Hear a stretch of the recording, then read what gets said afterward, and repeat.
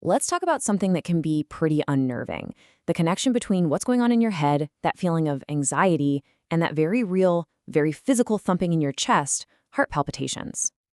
Ever had that feeling? You're just minding your own business, maybe sitting on the couch, and bam, your heart suddenly feels like it's trying to race out of your chest. It's a really scary experience, and way more common than you'd think. Yeah, we're talking about that flutter, that intense pound, that feeling that your heart just skipped a beat or is suddenly running a marathon. It's a super distinct feeling, and it can be really alarming. And if you felt this, listen, you are so not alone. Anxiety disorders are one of the main causes of these palpitations, and they affect a whopping 19.1% of adults in the US. So yeah, this is a shared experience, and just understanding it is the very first step toward getting a handle on it. Okay, so let's start with that feeling itself. I know it feels incredibly scary, but more often than not, it's actually the body's normal response to stress and anxiety. It's just, kicked into overdrive. At the very heart of this is your body's ancient survival kits, the fight or flight response. It's this automatic system that just kicks on the moment your brain even thinks there's a threat. It's designed to get you ready to either face down a predator or run for the hills. To really get what's happening, we've got to pop the hood and look at the control center that's pulling all the levers here, your nervous system. So let's make this simple. Think of your nervous system kind of like a car.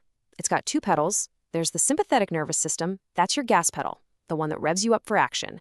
And then there's the parasympathetic nervous system. That's your brake pedal, the one that helps you slow down, chill out, and rest. So when anxiety slams its foot on that gas pedal, your body just goes into overdrive. Your heart rate shoots up to get blood to your muscles, your blood pressure climbs, and things that aren't essential for survival right now, like digestion, get put on hold. Your body is basically primed and ready for a danger that, in the case of anxiety, might just be a worry or a thought, not an actual tiger in the room. Now, the whole point is for these two systems to work together, right? In harmony. The goal is what's called homeostasis. It's this nice, balanced state where the gas and the brake keep your body running just right. Anxiety is basically what happens when your foot gets stuck on the gas. And that brings us to the big one, the question that's probably been nagging you. How in the world do you know if this is just anxiety or if it's something more serious with your actual heart? And that's a totally valid, really important question. This quote from the American Family Physician Journal gives us a pretty big clue. It points out that folks who deal with a lot of day-to-day stress or who are just more in tune with their body's sensations tend to experience these more often. It shows how that constant low-level stress can really add up. So let's actually compare them side by side. On one hand, you've got anxiety palpitations. On the other, a heart condition called atrial fibrillation, or A-Fib. With anxiety, the buildup can be more gradual. And here's the key. Even though your heart is racing, it usually keeps a steady rhythm. With A-Fib, it can feel more sharp and sudden, and the big difference is that the heart's rhythm gets all chaotic and irregular. People often describe it as more of a flutter than a steady pounding. So how do doctors figure it all out? Well, it's a pretty clear process, not just guesswork. It usually starts with a simple questionnaire. Then they might have you wear something called a Holter monitor for a day or two. It's a small device that records your heart's activity 24/7, which lets your doctor see exactly what's going on and systematically rule other things out. Okay, so what happens when a doctor confirms that these palpitations are tied to anxiety? Well, that's when we shift from figuring out the problem to finding the solutions. This next part is all about building your personal toolkit for finding some calm and getting back in control. Generally speaking, treatment breaks down into three main categories. You've got psychotherapy, which gets to the root of your thinking patterns. There's medication, which can help regulate your body's chemistry. And then there are complementary approaches, which are things you can weave into your daily life. Now, when it comes to psychotherapy, one of the most effective methods is cognitive behavioral therapy, or CBT.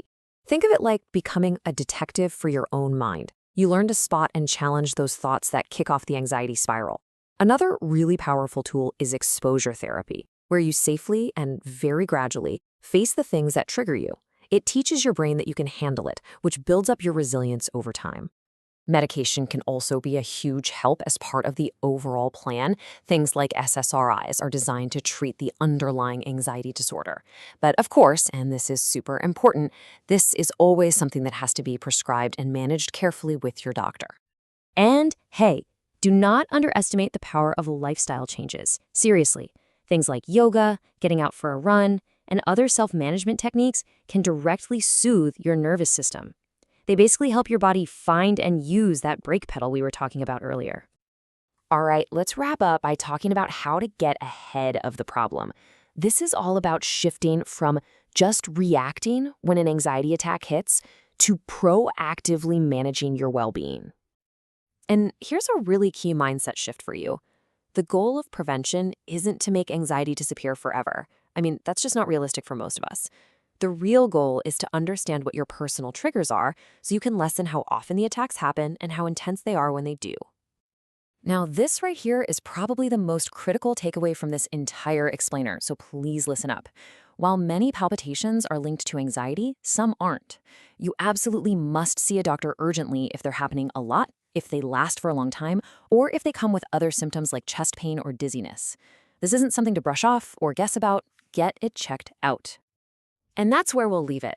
It really all comes back to taking that one small first step towards finding your calm. So I'll leave you with this question.